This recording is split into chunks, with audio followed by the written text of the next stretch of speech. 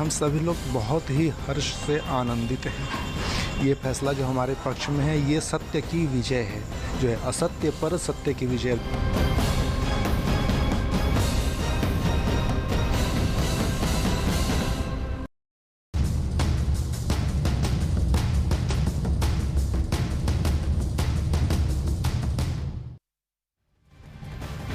तो ज्ञानवापी मस्जिद और श्रृंगार गौरी केस में वैज्ञानिक परीक्षण और कार्बन डेटिंग को लेकर के दायर की गई याचिका के ऊपर सुनवाई पूरी हो चुकी है। कुछ ही देर में वाराणसी कोर्ट इस पर अपना फैसला सुनाएगी। जी हां, पहले इस मामले को लेकर कहा जा रहा था कि 7 तारीख को फैसला आना था, लेकिन हिंदू पक्ष के वकील से कई जानकारी मिलने के बाद मुस्लिम पक्ष ने भी अब और समय मांगा था, जिसके बाद 11 तारीख को उनकी दलील भी पूरी हो गई और अब कोर्ट ने आज की तारीख मुकर्रर की थी। कुछ ही देर में अब फैसला सामने होगा। तो कार्बन डेटिंग या वैज्ञानिक जांच होगी या नहीं, इस पर फैसला आ जाएगा। यानी आज ये तय हो जाएगा कि खुदाई में जो शिवलिंग मिली है उसकी कार्बन डेटिंग होगी या नहीं। कार्बन डेटिंग से ये तय होगा कि शिवलिंग कितना पुराना है। तो बड़ी खबर इस वक्त की, अब से कुछ ही देर में फैसला आ जाएगा। कार्बन डेटिंग होनी है या फिर नहीं होनी है, इसी को लेकर के आज फैसला है। हिंदू पक्ष कार्बन डेटिंग की मांग कर रहा है, जिससे दूध का दूध पानी का पानी हो जाए। शिवलिंग कितना पुराना है, कब से वहां पर है, ये तमाम चीजें हिंदू पक्ष का कहना है कि कार्बन डेटिंग अगर होती है तो फिर स्पष्ट हो जाएगी। तो कार्बन डेटिंग को लेकर कुछ ही देर में जिला कोर्ट की तरफ से फैसला सामने होगा। कार्बन डेटिंग होगी या फिर किसी तरह की कोई और वैज्ञानिक विधि के जरिए जो शिवलिंग नुमा आकृति मिली है उससे ये पता लगाने की कोशिश की जाएगी कि क्या वाकई ये शिवलिंग है या फव्वारा है, क्योंकि दोनों ही पक्ष अपने अपने दावे करते हुए नजर आ रहे हैं और ऐसे में सभी की नजर टिकी हुई है कि जिला कोर्ट की तरफ से क्या कुछ फैसला सामने आएगा, क्योंकि इससे पहले 7 तारीख को मुस्लिम पक्ष से कई और दलीलों पर जवाब मांगा गया था कोर्ट की तरफ से और तमाम दलीलें अब दोनों ही पक्षों की तरफ से रख दी गई है। तमाम दलीलों को देखते हुए अब जिला कोर्ट ने अपना फैसला सुरक्षित रख लिया है। दोपहर 2 बजे के आसपास ये बड़ा फैसला आएगा। तो इस वक्त की बड़ी खबर हम आपको बता रहे हैं, कार्बन डेटिंग को लेकर के वाराणसी कोर्ट सुना सकता है फैसला।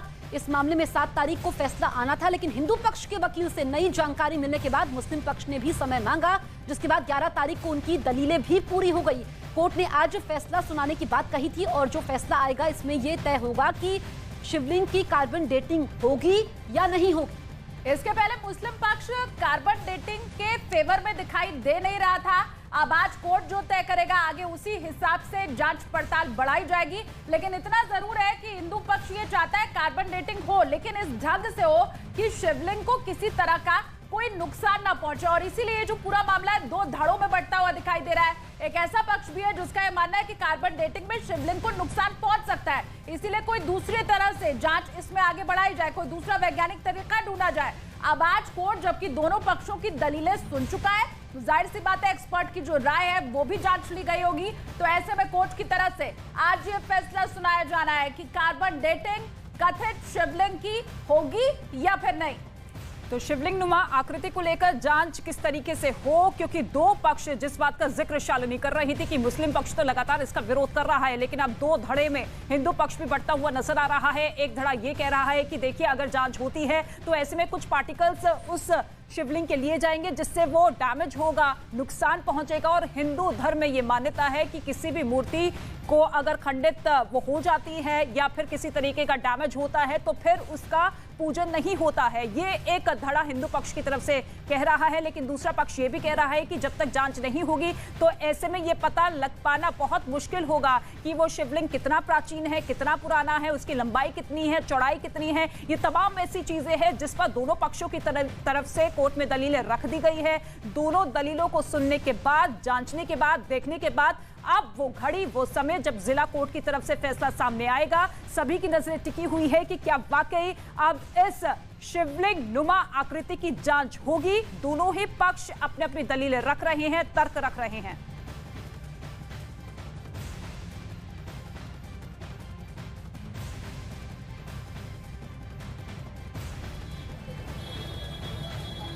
आज का वक्त बेहद अहम है क्योंकि आज वाराणसी पर सभी की निगाहें टिकी हुई है। वाराणसी जिला अदालत से एक बेहद अहम फैसला आने वाला है ज्ञानवापी में मौजूद उस रचना को लेकर जिसे हिंदू पक्ष शिवलिंग कहता है, मुस्लिम पक्ष फव्वारा। कार्बन डेटिंग इसकी करवाई जाए या नहीं, इसे लेकर फैसला। ज्ञानवापी के बाहर ही हम मौजूद हैं इस वक्त, और जहां ज्ञानवापी जाने का रास्ता बोर्ड भी लगा हुआ है। इस वक्त हम देख सकते हैं कि सुरक्षा के भी तमाम इंतजाम आसपास इस पूरे इलाके में कर दिए गए हैं। लेकिन यहाँ अगर हम देखें तो आज की तारीख इसलिए भी बेहद अहम है क्योंकि कार्बन डेटिंग को लेकर विवाद यह था कि मुस्लिम पक्ष कार्बन डेटिंग के पक्ष में नहीं है, यानी कि जो चीज यहाँ पर पाई गई है आखिर वो कितनी पुरानी है, क्या चीज है, इसे जानने के लिए कार्बन डेटिंग की मांग की गई है हिंदू पक्ष की ओर से, लेकिन मुस्लिम पक्ष ने इसका विरोध किया है। अगर हम सामने देखें तो ये काशी विश्वनाथ मंदिर का गेट नंबर 4 है और यहीं पर है मौजूद वो ज्ञानवापी मस्जिद जिसमें मिली उस रचना को लेकर के विवाद है और आज वाराणसी की जिला अदालत से इसी का फैसला आने वाला है। यहां से वो सीधी तस्वीरें हम अपने दर्शकों को दिखा रहे हैं। विश्वनाथ द्वार यहां से आप देख सकते हैं और इसके पास ही यहां पर मौजूद ये है वो ज्ञानवापी की रचना जहां पर पाई गई उस शिवलिंग को लेकर के विवाद है और क्या उसकी कार्बन डेटिंग करवाई जाए या नहीं, इसे लेकर आज बेहद अहम फैसला आने वाला है। अमित सिंह हमारे सहयोगी इस वक्त जिला अदालत में ही मौजूद है वाराणसी के, हमसे सीधे जुड़ रहे हैं। अमित, इस वक्त जिस तरीके की उम्मीद है कि कुछ ही पलों बाद यह फैसला आ सकता है, अमित क्या उम्मीद की जाए, कितनी देर में यह फैसला आ सकता है? देखिए दोपहर 2 बजे ये फैसला आ जाएगा और जो कथित शिवलिंग है उस पर की कार्बन डेटिंग होगी या फिर दूसरा साइंटिफिक जांच किया जाएगा, क्योंकि मुस्लिम पक्ष ना ही कार्बन डेटिंग या फिर साइंटिफिक जांच की बात कर रहे हैं, तो वहीं राखी सिंह जो कि हिंदू पैरोकार है एक, उन्होंने भी कार्बन डेटिंग का विरोध किया है। उनका कहना है कि इससे नुकसान हो सकता है शिवलिंग को और तो वहीं एक दूसरे जो हालांकि पिछली सुनवाई के दौरान एक फैसला आना था, लेकिन जज साहब ने उस दौरान अपनी इंक्वायरी रखी थी और उन्होंने कहा था कि वो चाहते हैं कि केवल कार्बन डेटिंग ही नहीं दूसरी साइंटिफिक जांच भी क्या हो सकती है।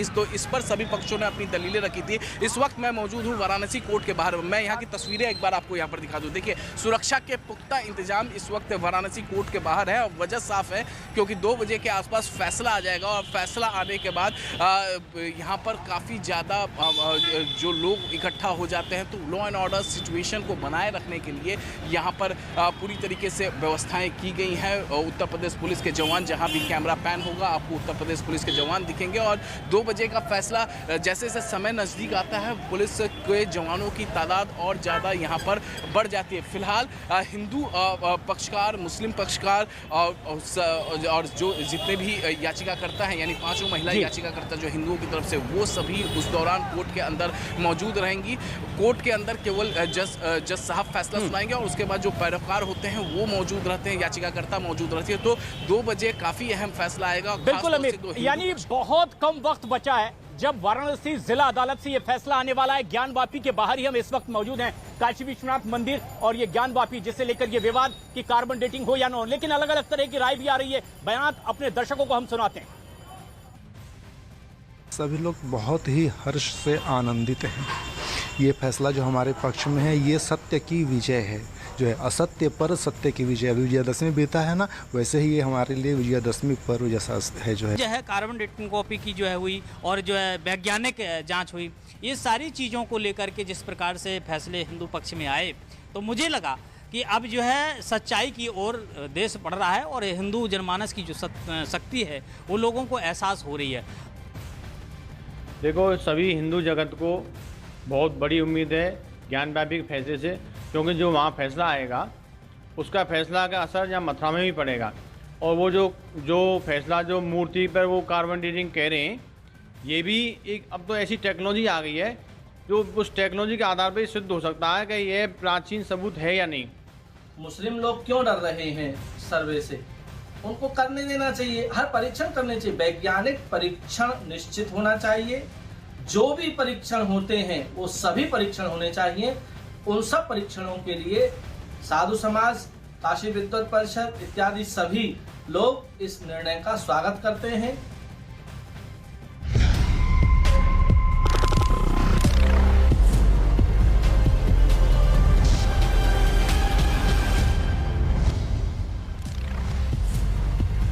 बात हो जनता की या मौसम हो चुनाव का, मुद्दा हो देश का या दुश्मन पर प्रहार का, हर खबर की होगी मुकम्मल पड़ताल। मांगेंगे सबसे जवाब, उठाएंगे हर सवाल। खबर के हर पहलू पर बजेगा नगाड़ा, क्योंकि यह है जनता का अखाड़ा। नमस्कार, मैं हूं आनंद नरसिम्हन।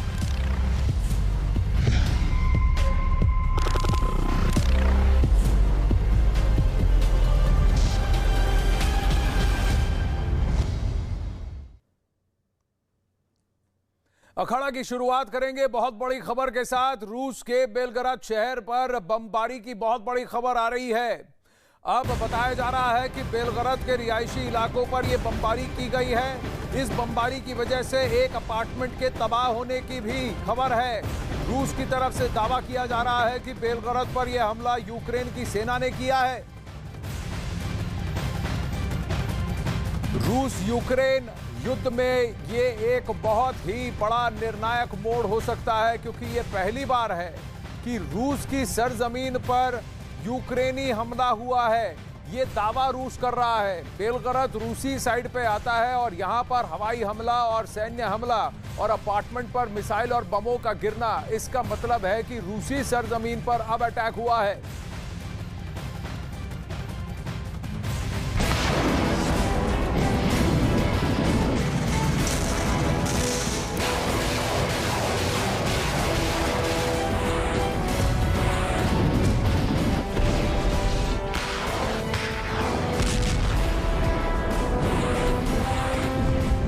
के शहर पर बारूदी बारिश,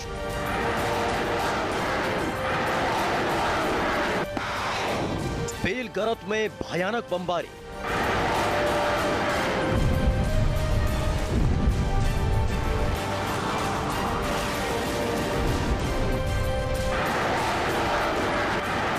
पलटवार से तिलमिलाए पुतिन।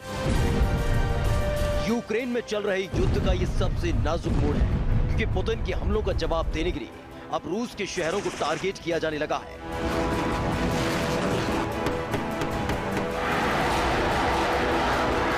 बेलगराद शहर से आई तस्वीरों को देखिए। हथियारों का यह डिपो धू धू कर जल रहा है। रूस की ओर से दावा किया जा रहा है कि यूक्रेन की तरफ से की गई बमबारी में बेलगराद का यह सैन्य डिपो तबाह हो गया। और अब बेलगराद से आई दिन की इन तस्वीरों को भी देखिए। शहर के बीचों बीच बनी इस इमारत का बड़ा हिस्सा यूक्रेन के बारूदी हमले में तबाह हो गया।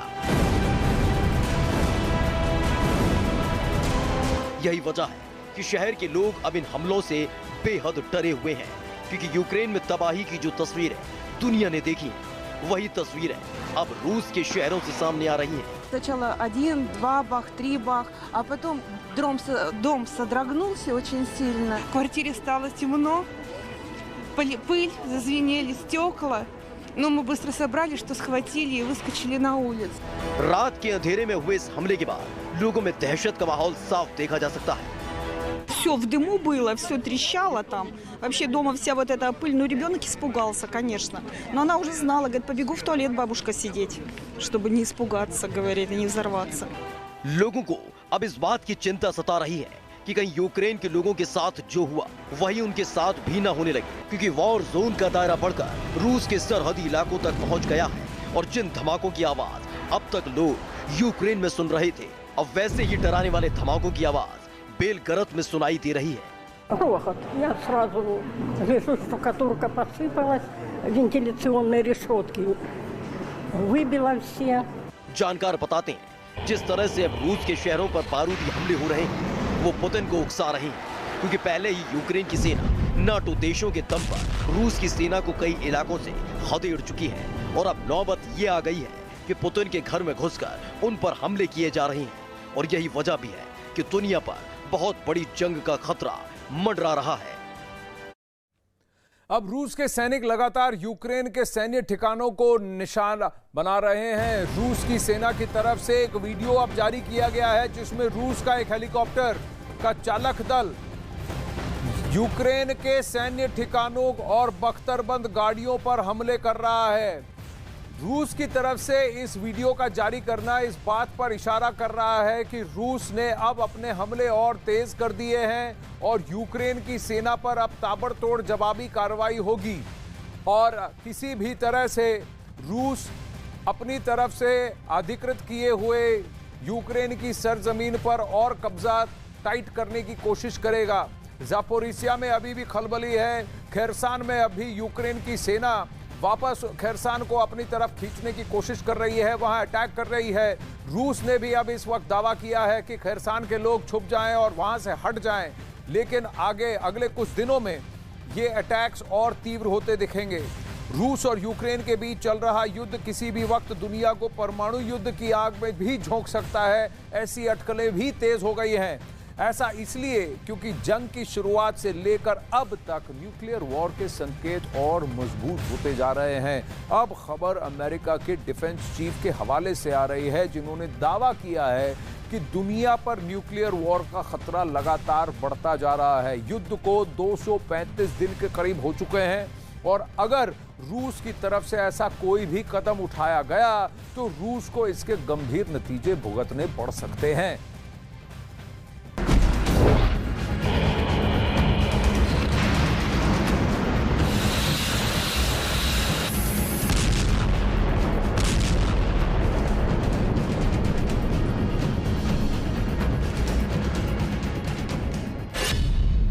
क्या परमाणु युद्ध का सायरन बज चुका है?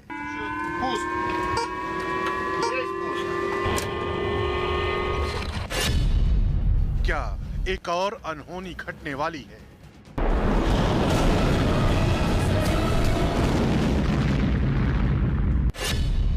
क्या यूक्रेन में पुतिन न्यूक्लियर धमाका करेंगे?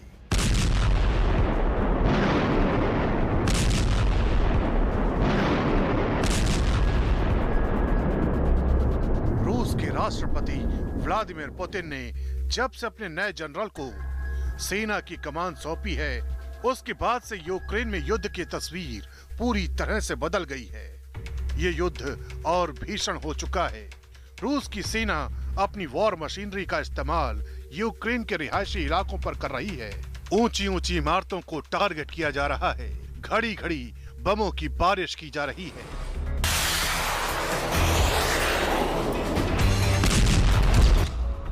लेकिन अमेरिका के रक्षा विभाग की माने तो इससे भी बड़ा, इससे भी खौफनाक मंजर दुनिया के सामने कभी भी आ सकता है, क्योंकि रूस ने जिस तरह से यूक्रेन पर हमलों का पैटर्न बदला है, उससे यूक्रेन के खिलाफ न्यूक्लियर वॉर का खतरा बढ़ता जा रहा है। Responsible and reckless rhetoric is dangerous, and so as we've witnessed nuclear saber rattling, we don't think that's very helpful, and again, it's dangerous. NATO, again, does not pose any threat to Russia. This is Russia's war of choice. And as we look at things and as I look at indications and warnings, I don't see any need to make any changes to what we're doing right now. But this is a thing, as you heard me say yesterday, that we're focused on 24 hours a day, 7 days a week. If there is a need to make changes, then we'll certainly do that. Putin खुद भी ऐलान कर चुके हैं कि Ukraine युद्ध में सामने आने वाले किसी भी दुश्मन और किसी भी खतरे को बर्दाश्त नहीं किया जाएगा, और अगर ऐसा किया गया तो रूस युद्ध के घातक विकल्पों का इस्तेमाल करने से भी नहीं चूकेगा। यही वजह है कि दुश्मन देश भी पुतिन के खिलाफ खुलकर मोर्चाबंदी में जुटे हैं। यूरोपियन यूनियन के विदेश नीति प्रमुख ने दावा किया है कि अगर रूस परमाणु हमले जैसा कोई भी कदम उठाता है तो पश्चिमी देशों के हमले में रूसी सेनाओं का सफाया कर दिया जाएगा। इतना ही नहीं, परमाणु हमले के लगातार बढ़ते खतरे के बीच नेटो भी रूस के एक एक कदम की मॉनिटरिंग कर रहा है।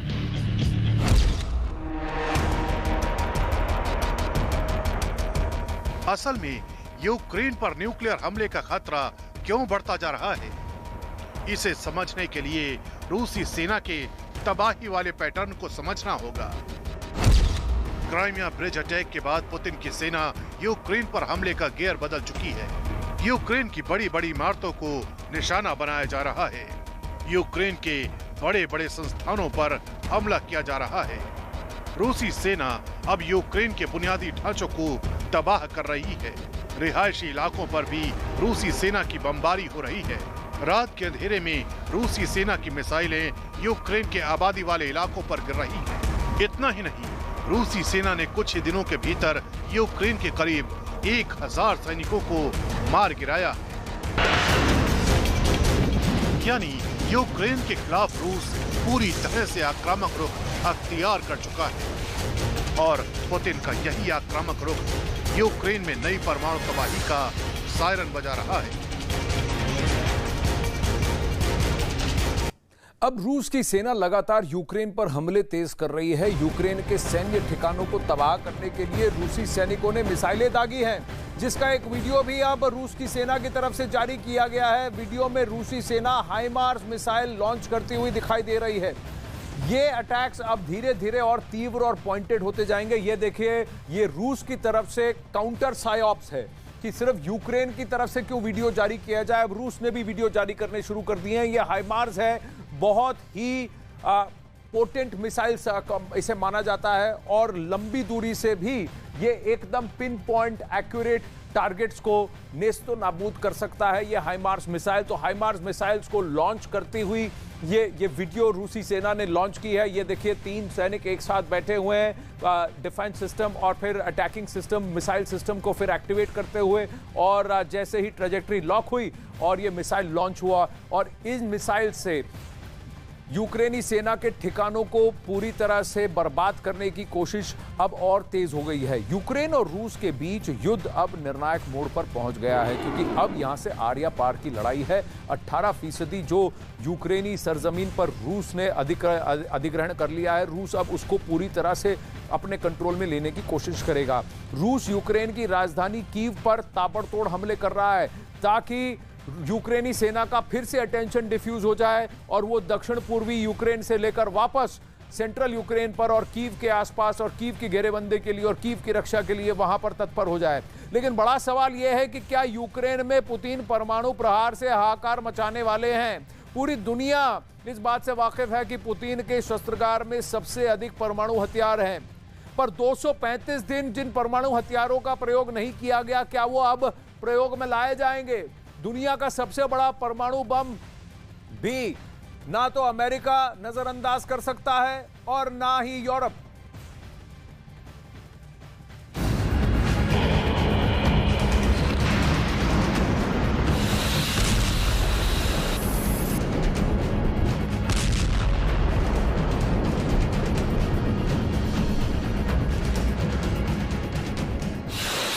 क्या रूस न्यूक्लियर बम फोड़ने वाला दूसरा देश बनने वाला है?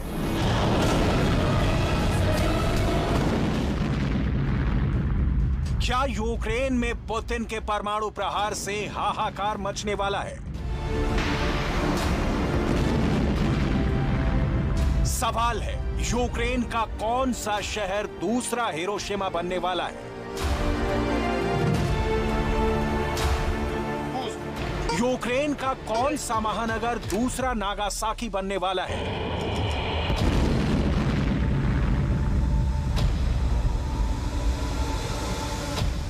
पांच ऐसे संकेत जिन्होंने परमाणु युद्ध की अनहोनी को काफी करीब ला दिया है।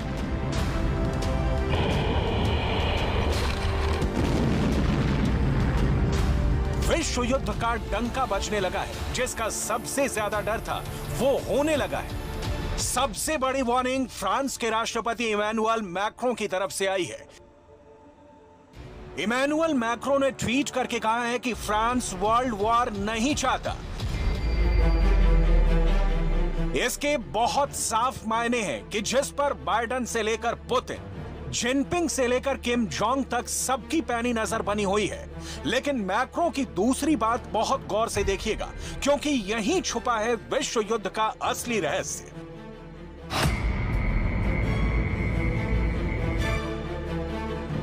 फ्रांस ने कहा है कि अगर पुतिन यूक्रेन के खिलाफ परमाणु हमला करते हैं तो फ्रांस अपना एटम बम इस्तेमाल नहीं करेगा।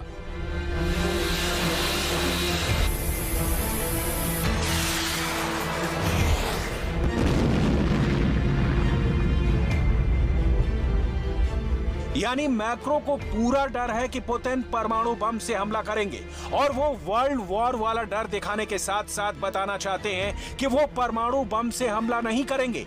यानी वो पुतिन के गुस्से से बचने की पूरी तैयारी कर चुके हैं।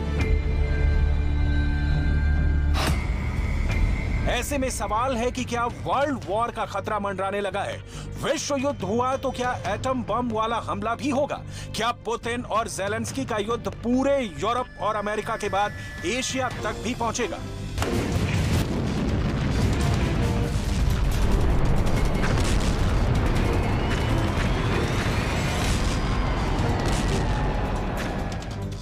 इन सभी सवालों के जवाब मिलेंगे, बस इस रिपोर्ट को गौर से देखिएगा।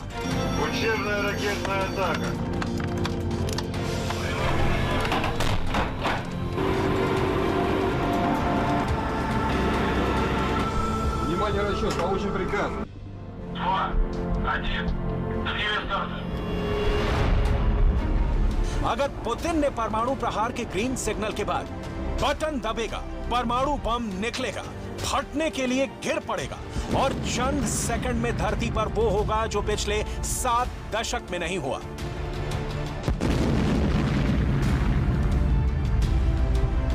दुनिया में अगर तीसरा एटम बम फटेगा तो हिरोशिमा से कई गुना अधिक विध्वंसक होगा।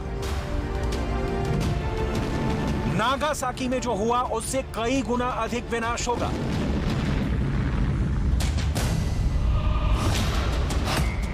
क्योंकि पुतिन के परमाणु बमों का तोड़ दुनिया के किसी भी देश के पास मौजूद नहीं है। रूस की सेना जमीन से लेकर आसमान तक और आसमान से लेकर समंदर तक से परमाणु हमला करने की ताकत रखती है।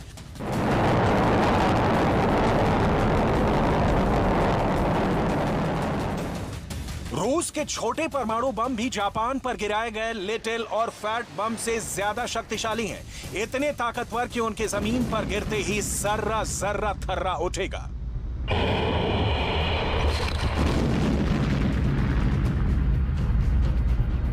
आसमान में अंधेरा छा जाएगा, धरती शोलों से लाल हो जाएगी, लोग पल भर में जीते जी खाक में बदल जाएंगे।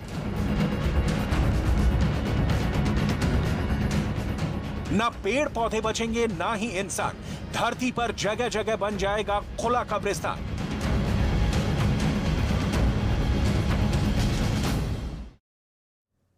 बड़ी खबर इस वक्त दिल्ली से आ रही है यहां अखाड़ा में, जहां आम आदमी पार्टी के खिलाफ बीजेपी की महिला कार्यकर्ताओं ने प्रदर्शन किया है। बीजेपी ने आम आदमी पार्टी पर प्रधानमंत्री नरेंद्र मोदी और उनकी मां हीराबा के अपमान का आरोप लगाया है। बीजेपी ने गुजरात आम आदमी पार्टी के प्रदेश अध्यक्ष गोपाल इटालिया का नया वीडियो जारी किया है, जिसमें वो पीएम मोदी और उनकी मां हीराबा के खिलाफ अपशब्द बोलते हुए नजर आ रहे हैं।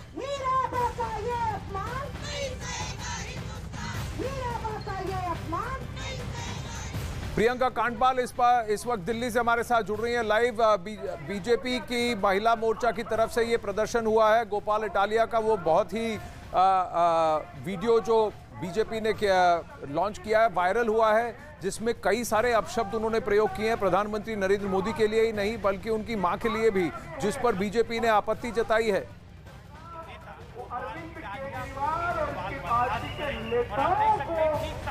प्रियंका, आपको मेरी आवाज आ रही है? जी बिल्कुल आनंद, मैं सीधी तस्वीरें देखिए आपको इस वक्त दिखा रही हूँ। तमाम महिला मोर्चा की जो कार्यकर्ता हैं वो यहाँ पर पहुंची हुई हैं और प्रोटेस्ट कर रही है। तमाम महिलाओं के हाथ में प्लेकार्ड आप देख रहे हैं जिसमें लिखा हुआ है कि हीराबा का अपमान हिंदुस्तान नहीं सहेगा। और मैं आगे की भी तस्वीरें दिखाऊं, किस वजह से यहाँ पर आप आज आई हुई है? हम मोदी जी की माँ का जो अपमान किया है गोपाल इटालिया जी ने, उनके खिलाफ प्रदर्शन के लिए यहाँ पर आए हैं, क्योंकि ये उनकी माँ का अपमान नहीं है, हमारा अपमान है। मोदी जी हमारे देश के सर्वोच्च नागरिक है, उनकी माँ के बारे में कोई अपशब्द बोलेगा तो आप बताइए क्या करेंगे हम लोग आगे, कैसे अपना विरोध प्रकट करेंगे यहाँ पर आके? यहाँ पर तमाम आपको मैं तस्वीरों में दिखाऊं आनंद, तो देखेंगे कि महिला मोर्चा की तमाम कार्यकर्ता यहाँ पर मौजूद है।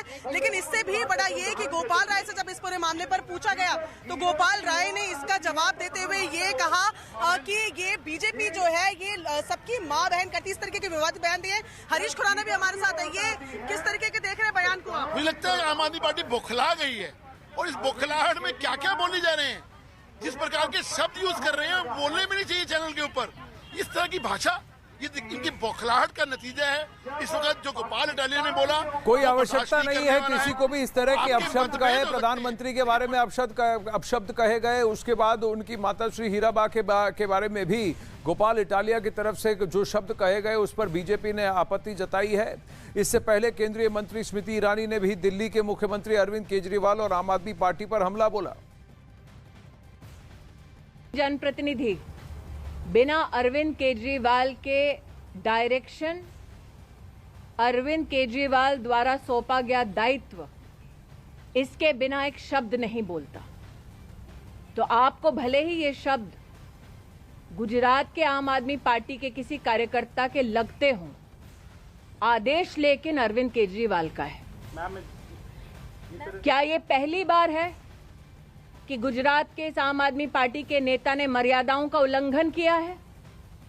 हिंदू धर्म, हिंदू समाज, हिंदू महिलाएं, मंदिर, इस हर विषय पर टिप्पणी की गई है अमर्यादित।